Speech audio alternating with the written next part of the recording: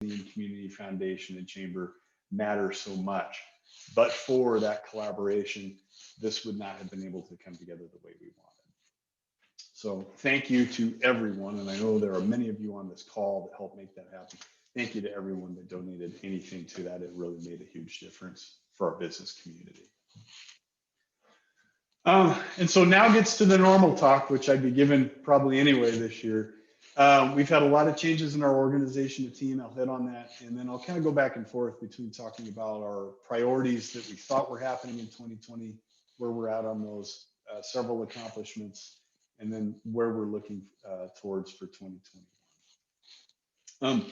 I just want to note too, and I'll try to watch it throughout the program, but you can use either the Q&A function or the chat function on the bottom of your screen. Scotty is going to be watching that, so type in your questions.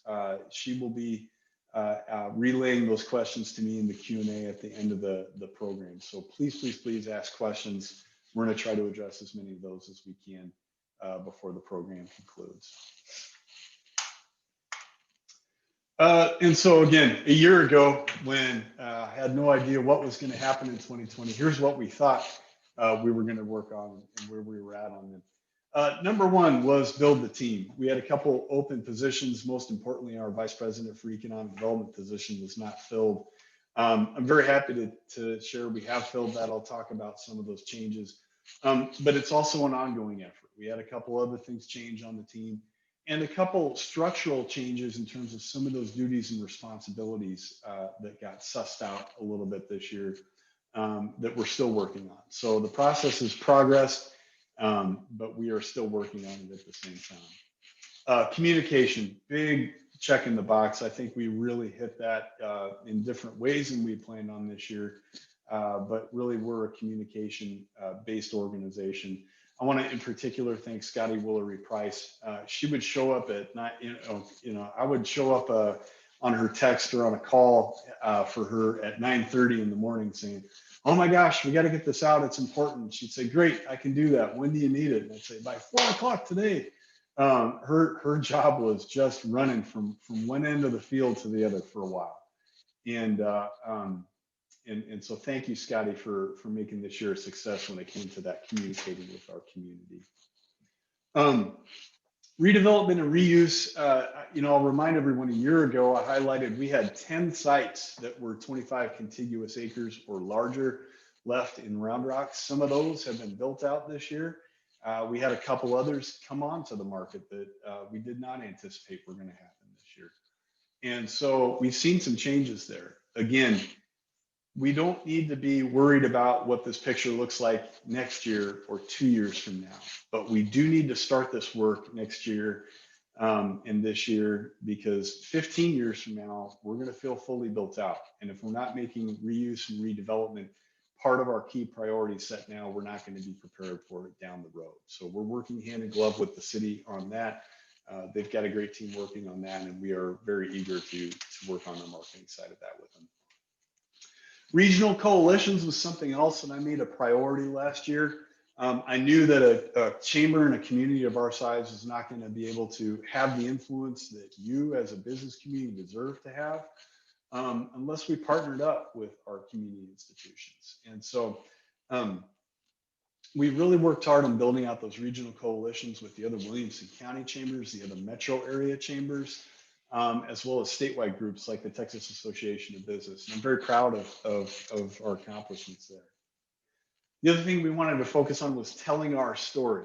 And this was communicating to the community about what the chamber was doing, both in an economic development and chamber investor context, and allowing people to use the chamber to be a platform to tell their business story. We had to set some of that on pause. It never stopped. We actually had some major pieces that we were set to film in late March on schedule, and had to set those back until I think those finally got filmed earlier in November. And so we've just had to redirect that. It never stopped, but it has been delayed by having to focus on coronavirus response. I'll talk more about our investors. Last year at this time, I said, we're going to grow our investor base. If I'm being honest, in a number of contexts, we did not increase the number of investors, but I am so thrilled to be where we are at.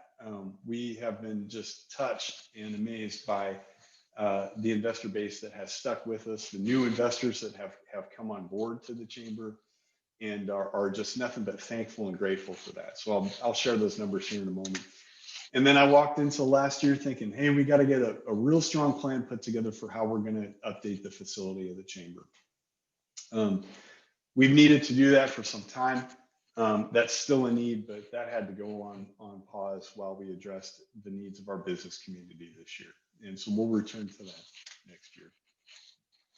Going into 2021, our top organizational priority is preparing for and launching our capital campaign for Momentum number 5. So we're in the 4th Momentum campaign. We're in year 3 of that 5-year cycle for Momentum. So next year is going to be 2021. It's the 4th year of that 5-year cycle. If we don't begin that work and lay the foundation and start the quiet phase, we're going to risk running off the fiscal cliff with Momentum in its 5th year, 2022. And so we have already started laying the groundwork. We're going to have a lot of activity coming up, and I'll explain some of that here in a moment, to prepare for the future for Momentum and to not stop the momentum of that campaign. We've also made internal and external marketing a big priority for this year. That is present in our budget. That is based on feedback that our chamber board gave us.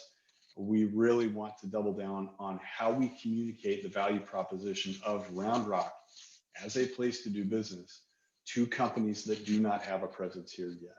And we want to refine how we do that. So Jordan and Scotty have been working on that already. And then we want to increase investor value. Nothing will make a chamber investor-based organization like ours reevaluate what our perceived value proposition to our members is, like not being able to have events like this in person. I know many of you on this call and many of our investors join organizations like ours because you want to connect with people. And that's been extremely difficult in a year where we cannot generally meet in person the way we're used to.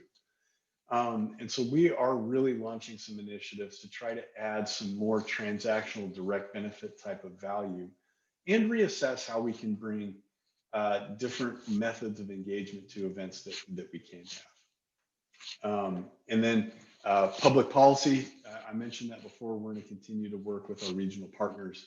We are going to pursue U.S. Chamber certification. That is a 5-year certification you get from the U.S. Chamber. We have been certified in the past. Sometime prior to my arrival, that was allowed to lapse. We are the ACCE 2018 Chamber of the Year, and I think for an organization that can make that boast, we also should be a U.S. Chamber certified organization. So we're going to do that this year, and then, gosh darn it, we're going to get our facility plan in place. And a year from now, I'm going to be able to explain to y'all what's going to happen with that. All right, organization and team. The number one thing that our team comes to work understanding every day is that top blue box. We work for our stakeholders, investors, our businesses, and our entire community. And that's a diverse set of needs. We know and understand that, but that is how chamber work happens. And it is from all of those groups that is derived our board of directors. We have a seat on our board that is set aside for a representative from the Round Rock ISD. We have a seat on our board that is set aside for a representative of the city of Round Rock. Those are crucial connections. Like I mentioned, for Round Rock Cares, community institutions working together through collaboration is how we're able to make big things happen. So our board of directors reflects that. And now we are, because of some of the changes that have happened throughout 2021, I'd actually say we're actually more streamlined and better organized to meet the needs of what our community and the association needs today. We basically have 2 wings, an economic vitality wing of the organization and an organizational excellence wing of the organization. What we don't say is we have an economic development and chamber side, because everything we touch is economic development. but we are much more streamlined. And so how we're staffed up so it illustrates this. But those bottom boxes, if I can just run through them real fast. On economic enhancement, you can start a business in Round Rock. You can grow your business that is already in Round Rock through resources we can help you access. If you don't have a business presence here, we can help you start that. And once you do have a business presence here, we do a business visitation program to find out what your needs are. Moving to the right, to find out what your needs are for talent development and how we can work with our education institution partners to help address and assess those needs and what can be done with it. If you have business climate or public policy related issues that you are concerned about, help us know and understand those so we can be a voice for you as a business community member to decision makers and elected officials and their staffs, so we can help craft a business climate that's going to help us continue to grow. Whether you're a momentum investor or chamber investor or both, that investor engagement and value proposition is something we're going to continue to push on. And then all of those things are overseen by a good, stable organization that's a good, strong team, a good, strong team culture, and having the right professional type of facility that this community deserves. That's in a nutshell our entire 2021 plan, and I'll unpack that here moving forward. So we have two vice presidents now. Jordan Robinson is our new team member. She joined us in August from the Greater Houston Partnership for our vice president for economic development. And then Scotty Woolery Price is our vice president for marketing and operations. They oversee the rest of the team. And so I'll drop down to Adriana Nunez is our newest team member. She also comes to us from the Greater Houston Partnership. So we have stolen two of their rock stars in the course of about 60 days here at the Chamber, but have done so proudly because they have been great additions to this team. Adriana is going to work with all aspects of our economic development program, our Momentum Advisory Council, and entrepreneurship. And so we're very excited about the new role that she's going to be playing. Many of you know Nicole Vance. I just want to thank her again for doing an amazing job this year. In a year where I was new, a pandemic happens, it's been an election year. We've had a great success when it comes to economic development announcements this year. I've got more on that coming up here in a second. But Laura Mcmanus, I think you all know, or you all should know, as our Director of Investor Development. We were very proud this year to change her title from a manager to a director. She's got a whole new set of responsibilities. But it's all about connecting with you all in our community. And I just want to brag on her for a second. She's done an amazing job in a very difficult environment when it comes to investor development and investor relation management. And so we thank her for the job that she's done. I'm going to jump all the way over to the right side. Katarina Corona, many of you will know her as Kat Rivera. She got married this year. Her job changed almost 180 degrees. In terms of her responsibility set. And she has just become an indispensable part of how we address our investor development program. And so Kat has done also an amazing job in making sure that our investors are able to stay plugged into the program. And we thank her for those efforts. Lauren Sellers is our events manager. We miss her greatly. She's on maternity leave and will be back to us in January, and we're going to celebrate that when she comes back. And then last, all the way over at the left on the bottom, we still have an open position for our manager of workforce and business retention and expansion. Some of you may recall we actually had this position filled earlier this year and needed to reassess what that looked like. So that individual really felt they needed to move back closer to family, and we wish her well. And so we are trying to fill that just as quickly as possible because we have got to get that part of the program's fund back up. We're very excited to do so. Last thing, everyone on this chamber team has just had a brutal year. It's been a lot of twists and turns. We have had to struggle through a lot of changing needs in our community. They have handled it with talent and professionalism and grace and poise. I personally am just so thankful to them. I hope all of you, if you see them on the street, will thank them for their efforts this year. They've just done an amazing job One of the things we're proudest about this year is we were able to navigate all of this and do the appropriate belt tightening we needed to do at the chamber, but without having any sort of a furlough period or any sort of a layoff period. Not every chamber can say that this year. And so thank this team for their dedication. I want to remind everyone, our belief statement is still a strong economy in the community of Round Rock will create new opportunities for businesses, individuals, and families to achieve greater potential and improve their quality of life. We don't do this work because we want to see businesses make more money. Yes, that's great. We want your business to make more money. But at the end of the day, we know that a growing economy is a benefit to people and their families to achieve their dreams. We want Round Rock to be the kind of place where they can do that.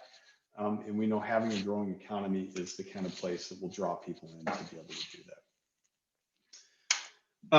I am very pleased to be able to report to you right now the state of your chamber insofar as chamber investors is related is strong.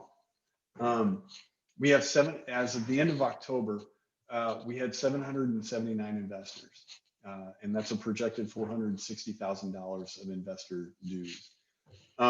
Those numbers are down. One of our goals was to grow our number of investors, and that has not happened this year. But I will tell you, I could not be more pleased and touched and grateful to you, our investors, that we are in the spot we're in. Back in March, we were very concerned that we would, go from something crazy like 800 to 400 investors this year, and have to fundamentally change what this program is and does. And instead, you all have stuck with us. I think that's a show of strength of this economy, but we know every day we need to earn that. And we are so grateful for those efforts. Again, I want to give credit to Laura Mcmanus and Katarina Corona in particular for maintaining those levels in that communication. We're going to continue to work hard to earn your investment, but we are so grateful to be at where we are because there are a lot of chamber organizations that cannot say that right now. Momentum investors, again, we're grateful for all you have done. That didn't see the same amount of change. We've got 80 investors in that program and still projecting for next year about $310,000 in dues. And so we're grateful for that. And then one of our biggest achievements this year was we were able to refresh and renew the city contract. We actually extended that to a multi-year contract. We had a 5-year commitment that kicked in, and I want to say that started in February or the end of March. And so now we're receiving $700,000 a year from the city for economic development programs. And so this is a critical piece of funding for our economic development program. We are a true public-private partnership model. That is how I'm a big believer in that is how competitive organizations and competitive communities are able to continue to grow their economy. So we thank the city for their sense of partnership and that's manifested financially. I also want to just give a quick shout out to, I know there's a lot of the city staff on this Zoom call today. You all have been awesome this year. We so appreciate your partnership. The business community knows and understands that we've got a team of directors and leadership and managers at the city that know and understand what it takes to be a competitive community. And so it's because of that broad strategic alignment that we all have that we're able to do amazing things in Round Rock, like see Kalahari open. So thank you to all that are involved in that. Our investor development priorities, number one priority of the organization for 2021 is launch and get moving that Momentum 5 campaign. Because of that cycle, we have got to get Momentum 5 launched, and we're going to be well prepared to do that so we can continue that program. I've got some more information on that coming up. Events, I've been asked probably about 1 million times, Jason, when can we get together? Or Jason, why are you planning to have in-person get together? There's still coronavirus out there. We have been doing our darndest to follow CDC guidance, to follow state and county guidance, but still be a landing place for community. We're going to have to do a virtual annual banquet this year because we want to keep everybody safe. At the same time, we dipped our toe in the water and had about a week and a half ago a mid-morning mixer outside, socially distanced, that was well received. It's been a very difficult year for an organization that's based on building community to not be able to gather in community. I will say this, I cannot wait for those vaccines to come out. We are going to start getting back together and enjoying breaking bread together and sharing information together in person as soon as we are able to do so, as safely as we are able to do so. And that's something we talk about almost daily here at the Chamber.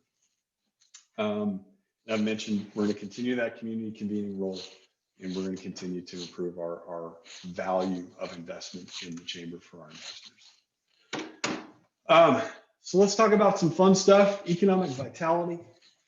We got to see the opening of the largest single project in Round Rock's history, Kalahari. I want to thank the Nelson family and all the folks that worked on that project.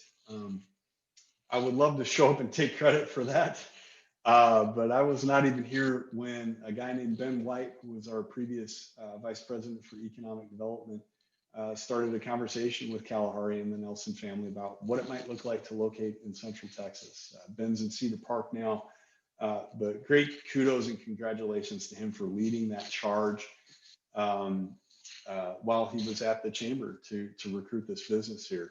And then again, it took an army of people at the city and in the community of Round Rock to help bring this project to fruition. And so we are so excited to have this new 1.5 million square foot facility open, operating, and successful here in Round Rock. It's been an amazing ad to see happen. Separate entirely from that, we've had 7 project win announcements this year. And again, all of these are due to the hard work of Nicole Vance, our Director of Business Attraction. She really ushered these through the process in a year where she and I were both concerned we weren't going to see any activity at all. And instead we had 7 wins for another 1,100 job announcements and another $46 million of investment. If you look back between 2012 and 2019, this chamber has been involved in seeing 65 total projects launch. And so if you add that to this year, we've had 72 project announcements up to now. We've been involved in between 2012 and 2019, the creation of 6,200 additional direct jobs for another $1.7 billion in direct payroll in that time. And it gets bigger when you include indirect and induced jobs as time moves on. All of that matters to you as a taxpayer, because the more business activity we're able to have in the community, the more we're continuing to be able to collect sales and property tax, which our public institutions can then turn around into education and public amenities. Here, that takes the pressure off of the individual mom and pop taxpayer in our community. And we've done that to the tune of over $100 million in that 8-year period. Total economic output, when you add it all together, it's nearly $14 billion between 2012 and 2019 alone. This chamber and our economic development program has really made a positive mark in Round Rock. A couple of things to celebrate from this year. Hubble Lighting was one of them. It's a 50-person company. They are all, high-wage engineering type of jobs. Hubble is a company that does lighting systems. And so when it was first explained to me, I thought, you mean they manufacture like light bulbs? No, they deploy major lighting systems at enterprise levels, and they have to custom design all of them. This happens to be a schematic for a hospital process that they've done. And so it takes some high-tech engineering and expertise. Hubble Systems is doing that all through Round Rock right now. And this company is up and running here in this community. We worked with another fun company, Special Projects and Products in Manufacturing. It's a privately held family-owned business that got founded in Rockwall, Texas, up in the greater Dallas area. But thrilled that they wanted to do an expansion down here. They've got a manufacturing facility with 35 employees that's come online here. And they make those cabinets that you see in the upper left of that picture. They're going to see some growth. they are also a very community-minded organization and will engage in this community. So we welcome them to town and have enjoyed working with them. And then one more example is InvestTex 2. This has been a fun one. Many of you will be familiar with the Michelangelo's frozen dinners and know that those are manufactured right here in Round Rock, Texas. That facility was founded by Michelangelo Renna. They spun up that business over several years and a lot of hard work, and then sold it off. And now Mike Renna is no longer part of that company, but his knowledge and understanding of the consumer products food network in Central Texas led him to see an opportunity for a distribution center that was a cold storage facility. And so right next to Michelangelo's, they are in the process of building over 100,000 square feet of frozen logistics space. But the really cool part about this business is Mike and his family are entrepreneurs at heart. And so in addition to building this logistics center, they've dedicated 25,000 square feet of space to house about 6 startup companies in the consumer products food industry. And so we've now got sort of a food products incubator that has been started up right here in Round Rock by someone who knows and understands that industry very, very deeply. That was a fun project to work on. And that's one that will have, I think, lasting impact in Central Texas and in Round Rock. So we thank Mike and his family for their investment in what they're doing. We are thrilled with what is just on the cusp of happening. I know they're working on some updated pictures right now with the district. Mark IV is going to be building over several decades what is going to be one of the banner properties and facilities right on that corner of I-35 and 45. I know this was announced quite a while ago. I've received a lot of questions from people throughout the year. Hey, when are we going to see stuff start? They're on the cusp of getting things moving, and that's all I can say about it right now. But the one thing I will add is that throughout the adjustments that everyone had to make this year, this project actually got larger. Their first building was going to be something like 185,000 square feet. Their phase 1 project now is 215,000 square feet. And so we are so excited to see the first shovels of dirt get moved out there and get that project launched. We need that space. This is exactly what Round Rock's future is going to need to include and look like. And so for economic vitality, again, our number one priority this year is our upcoming Momentum campaign. We want to demonstrate that ROI to the community. I think you've seen that in the slides I've shared. And we're going to refresh the Garner report. I'm going to speed up here just real quick. Garner had identified back in 2016 these 4 industry focuses for us to market to: life sciences and healthcare, technology and computing, professional financial services, and innovative manufacturing.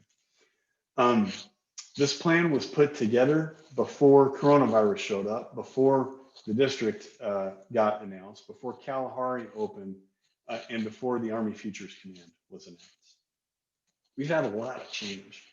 And so we don't need to do a full new soup to nuts update of the plan for the Momentum campaign and of the Garner study itself, but we really do need to do an update just in terms of some of the information and refine our targets for what that is going to look like. And so we're going to update that study with Garner Economics this year. We've actually already started that process, and we're looking forward to those outcomes. Public policy, I'm glad to say not too much has changed. We've laid the right foundation for doing this work with our regional partners, like we mentioned before. And we did something new in 2020 during the campaign phase. We reached out to, Amy Niskolas and myself reached out to everyone who was running for a publicly elected office that would sit down and take an hour on Zoom with us. We did that very much on purpose, whether people were fans of the chamber or just not familiar with the chamber, because we wanted people to know how we interact with our public institutions if they were elected and once they were elected. And so now that we've laid that groundwork, we're going back to all those folks and saying, hey, let's talk about the chamber's programs. We got a lot of fun things coming up. And so that has helped us build that base.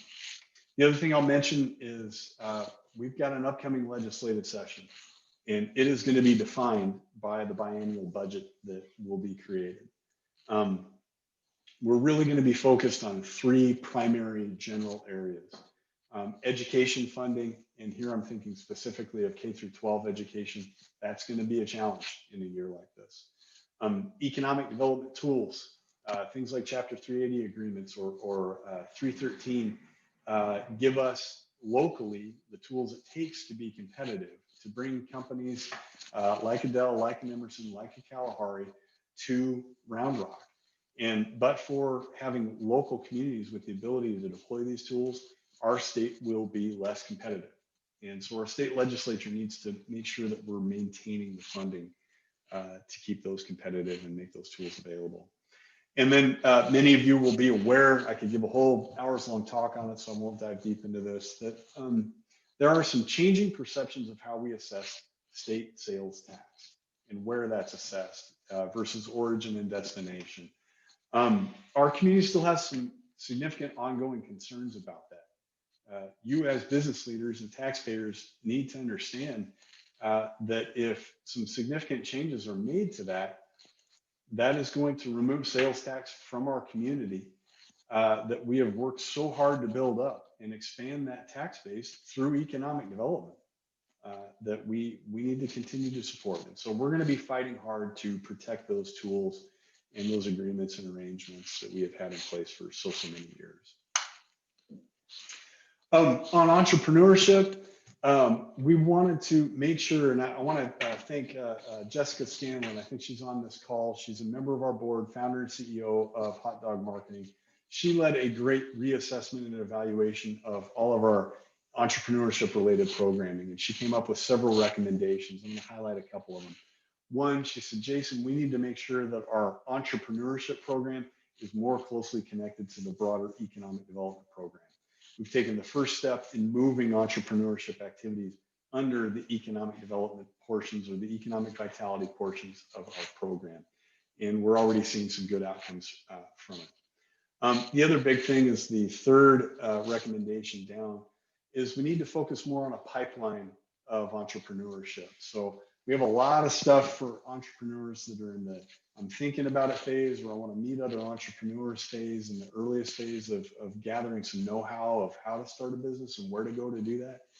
We have a lot of things on the other end of the pipeline for, once you're a 20-person business, we're going to make calls on you for business retention and expansion and find out how things are going and what your needs are.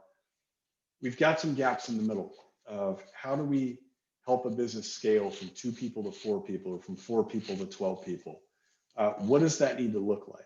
And we think we have some opportunities to do that in leveraging regional assets.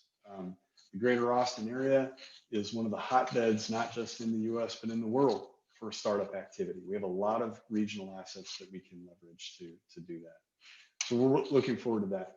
And then last thing I'll mention here on this set of slides is talent development is going to be key. We've got a community with changing demographics. We've got industries with changing needs. We've got education partners that are under different concerns for funding. We've got to find ways to balance all of that. I've been so thrilled to be working with so many of the programs in the region, not just here in Round Rock proper, secondary, primary, and post-secondary institutions. And we're going to continue to work with everyone that we possibly can. Dean Faiza's on this call from the Central Texas College up in Killeen, and we are excited about what's going to be happening with them in the future too. And they have just joined the chamber. Thank you for joining us today. And so we're going to continue working with all of our education partners to help fill this talent development need. They are crucial partners in making that happen. We've got a long history in working with teacher externship and student business tours and construction camps. That had to slow down this year. We hope to bring those back soon. And then the last thing I'll mention is leadership development projects through things like Ascend and Leadership Round Rock are central to what we do. And I did not notice until today. I've been using this slide in previous talks to talk about what Ascend is and what Leadership Round Rock is and does. In this picture here, third from the right is Michelle Lee, who is now going to come on to Round Rock City Council on Thursday. She won her election, and we congratulate her on that. We look forward to working with her as a council member. And she is a graduate of, I believe, both Leadership Round Rock and RSM programs.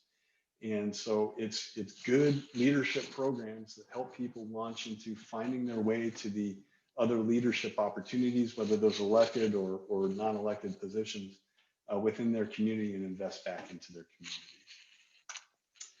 community. So I'm gonna stop there and go ahead and stop my screen share, because I would love to address questions that you all have. I'm sure in a year like this, there's gonna be several. Okay, Jason, can you hear me? Yes. Okay, we have received a couple of questions in chat. Just a reminder to everybody to go ahead if you have questions to put those in the chat box and we'll try to address them. We have a question from Sunil, and he wants to know if talent development will be moved under economic development, or will it stay outside of economic development? And will the 8 pillars be updated given some of the changes to the team this year?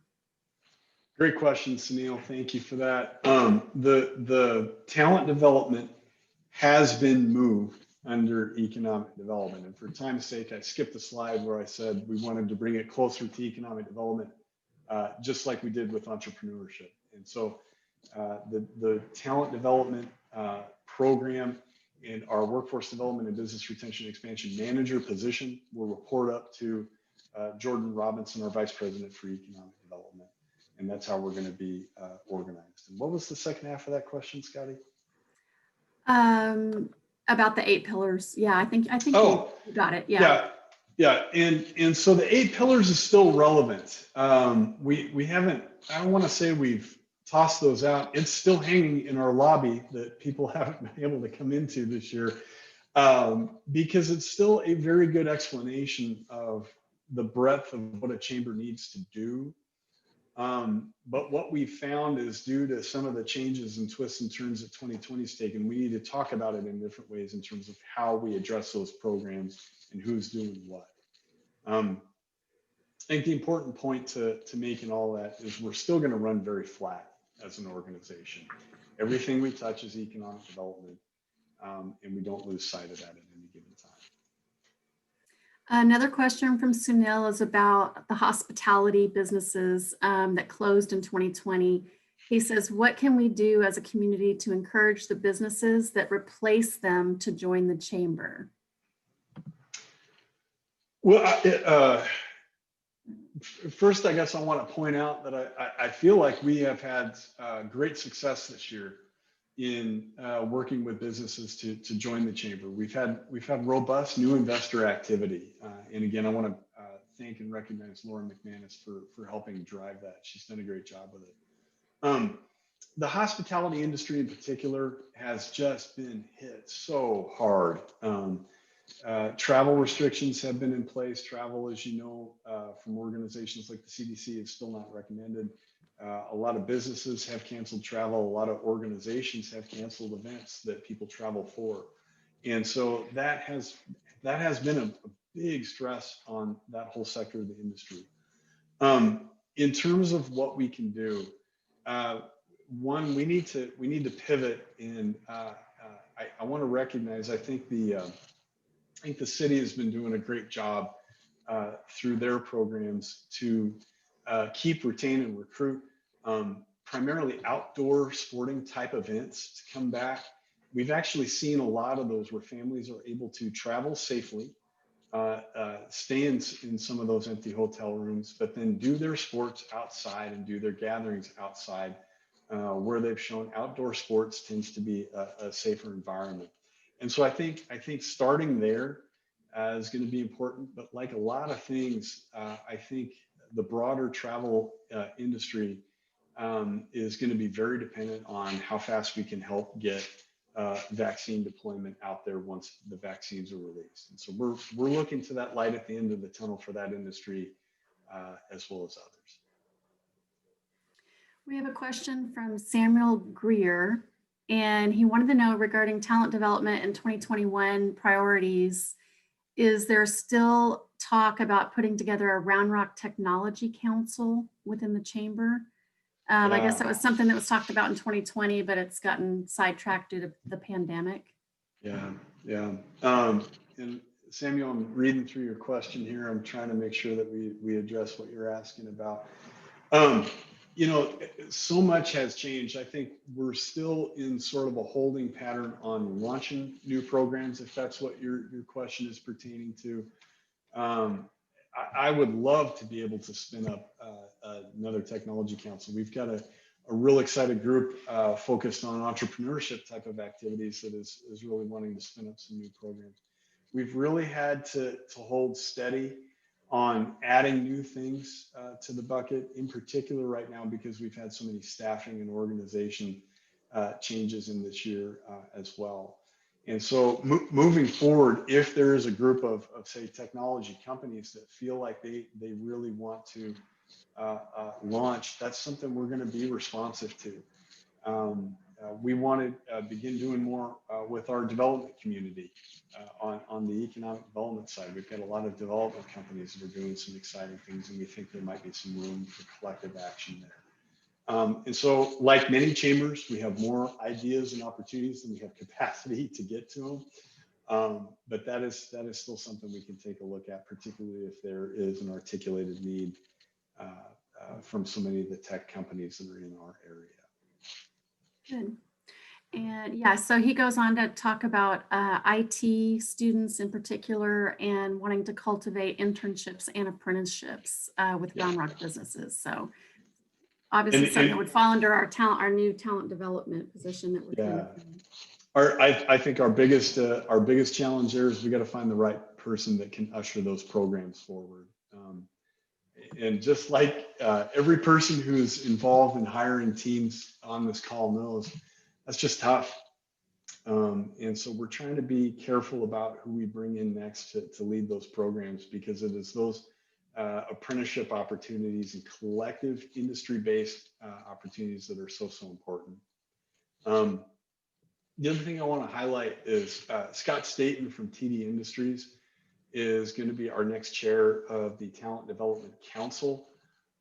And so that is the group that's really going to guide and lead the efforts of our new workforce development manager as he or she comes on to the organization. And that's going to be the important place to start, is make sure we reinvigorate that council and get some good top level guidance from our business community as we do that outreach to businesses and find out what additional or different opportunities do we need to be looking at. Great question. I'm not seeing anything else in the chat. I guess we could, any other questions from anybody else for Jason?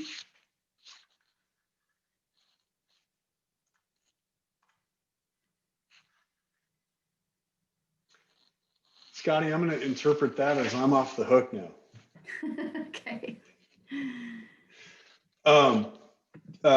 Scotty, am I wrapping up the program today? Yes, you are. Right. Okay, good. Well, first of all, again, I want to thank St. David's Round Rock for being our sponsor today. I know these get-togethers and gatherings are just different, but without sponsors like them, we cannot make it happen. And I also want to thank everybody here. One, for sticking it out with the chamber this year, or if you're a new investor, for joining this chamber this year. We value you so much. It is not lost on us that we need to earn that every single day. And I think just like your businesses, we've had to struggle through some different space that none of us expected to be in this year. We are going to make it through. I want to highlight, please be on the lookout for information coming up for our annual banquet this year. Sadly, we are not going to be able to do that in person. It would be quite a bit beyond the recommended guidelines of the CDC to find a way to get 200 or 300 people together in the same room. And so we're going to have to forego that this year. But please be on the lookout for that. That is going to happen in January. And I think this year, more than possibly any other year we've seen, we need to celebrate the business leadership of Round Rock. So that is going to be coming out soon. Please go to our website at roundrockchamber.org. There you can find information about our upcoming business after hours event, as well as the annual awards banquet. Finally, I want to wish everybody a safe and healthy holiday season as we enter into it. If you can, please do your best to shop in your local community. Our retailers need you this year, just like so many other businesses have needed you this year. Awesome. We're going to go ahead and remain on the line for anybody who wants to network. So you're free to log off, or you can stay online and we'll do some online networking for anybody who's interested. Just let us know. It looks like we might have another chat that's come in. So let me take a look at that. Yeah, so we'll definitely just stay on the line here for anybody that wants to network, and we can even possibly do some breakouts. I'm going to stop sharing my screen so we can just see everybody who wants to remain on the line. Let's give us a second here.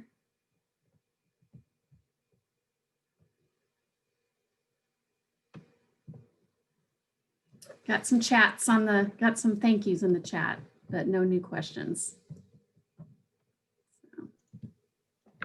Thanks, everyone. So it looks like we still have about 30 on the line.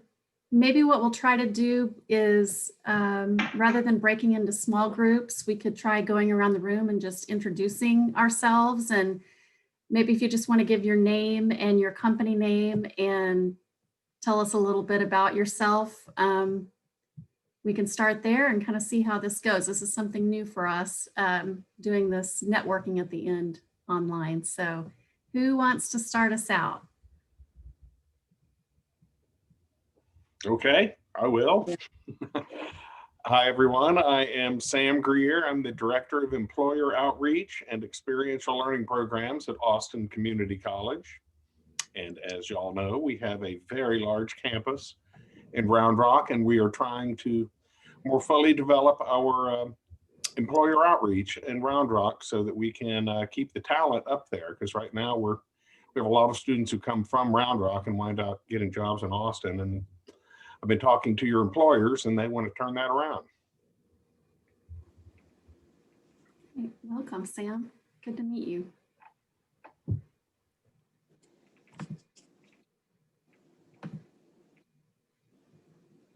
Okay, we'll say something.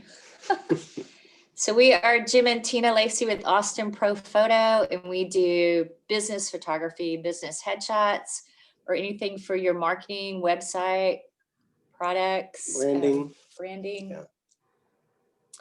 And Both on site and in studio. So yeah, our studio's open if anyone needs a headshot, and we are actually going on site very carefully and doing some on site jobs. So, yay! good to see y'all. Welcome both. I haven't seen you in ages.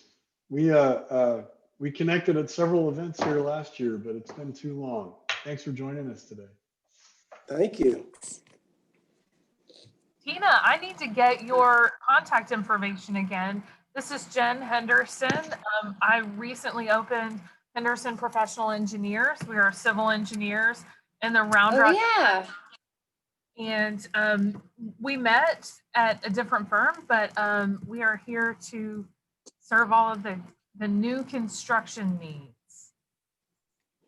All right, cool. Nice, I could probably thanks. find you through the chamber, right? Oh yeah. Okay, I'll find you.